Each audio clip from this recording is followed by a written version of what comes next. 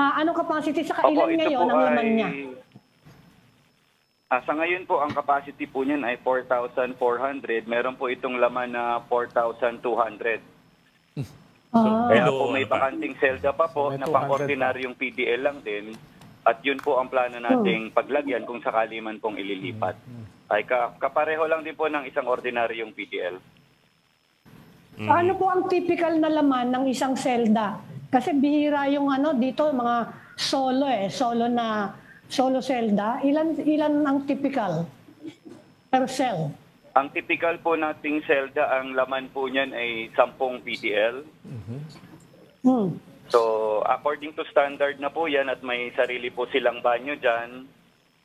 Banyo na hindi covered and then meron pong 5 bed banks na double sharing po. So wala po diyang VIP rooms?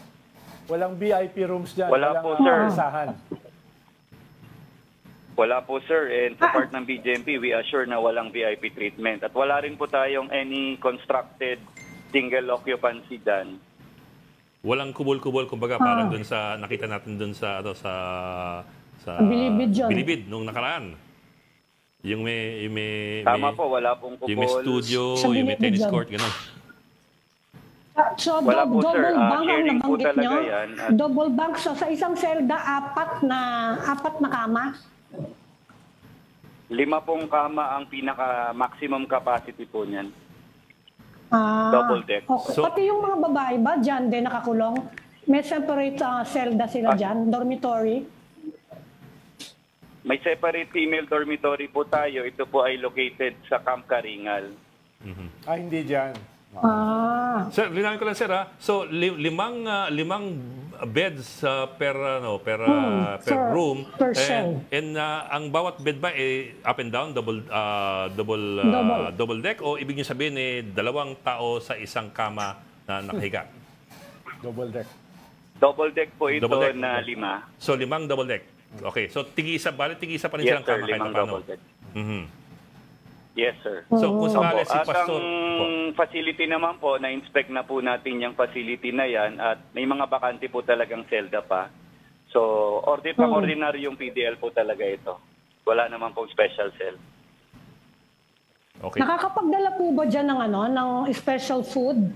Kasi may mga ibang detention facilities na pwedeng dalhan ng mga kamag-anak o mga supporter yung detainee. Diyan, pwede ba yung dalhan? Yes po, katulad din po ng isang ordinaryong PDL, pag may dalang pagkain ng dalaw niya, ay pwede rin pong papasukin, subject to inspection po yan. At of course, kung may dalang gamot para sa kanyang kalusugan, meron naman po tayong fully operational na infirmary at clinic dyan sa loob. Ilan po ang jail guards na nandyan, na naka-assign? Meron po tayong nasa 300 plus na jail officers po na naka-duty sa New Quezon City Jail and balak pa po nating dagdagan for additional security kung may mga ganyan pong instances na makocommit. Ano naman po yung ventilation? Kasi yan ang nirereklamo ng maraming detainee. Init na init daw sila. Paano po yung ventilation per cell? Ito pong bagong facility na po ito ay well-designed po yan according to international standards. At pina-check na nga po natin yan sa International Committee of the Red Cross at pasado naman po ang ventilation ng bawat selda po dyan. Tagusan po ang hangin, kaya po ganyan ang design niya na malaki and then multi-story para kasya po ang lahat at tagusan ng hangin. Okay. Kasi sa nakaraan, yung mga ibang kulungan, tubuan ng kulugo yung... Yes. Katulad sa QCPD, sa Quezon City Jail. Diba? Lumalabas daw yung galis nila.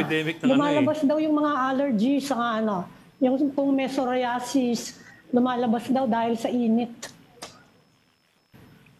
So, Tama hindi po ma'am, isang common disease po natin yan tuwing ventilador ba sa summer. loob? Yes po, yun po yung pinaka-ventilation, dagdag ventilation is ventilador. Bawal po ang aircon dyan, walang naka-aircon. So yun lamang po ang ventilation nila. Sir, what are prisoners allowed to bring into the jail system? What is barred and what is allowed? Cellphone, for example, sir? Opo, ang allowed lang po. Sige po. Okay, sir. Pwede ba mag-cellphone? hindi po pwede ang cellphone, hindi rin po pwede ang kahit anumang gadget. Okay. May access naman po sila sa kanyang lawyer at sa kanyang visitors through e-hearing at may mga idalaw naman po tayo. Okay. So anong personal effects po pwede nilang dalhin sa loob? Actually, ang allowed lang po ay yung kanyang personal na gamot at underwear. Kasi may uniform naman po ang PDL natin. Okay. May jogging pants na issue yan at may yellow t-shirt.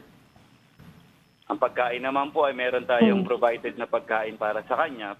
But of course, kung may dadalahin po yung dalaw sa kanya, pwede rin subject to inspection.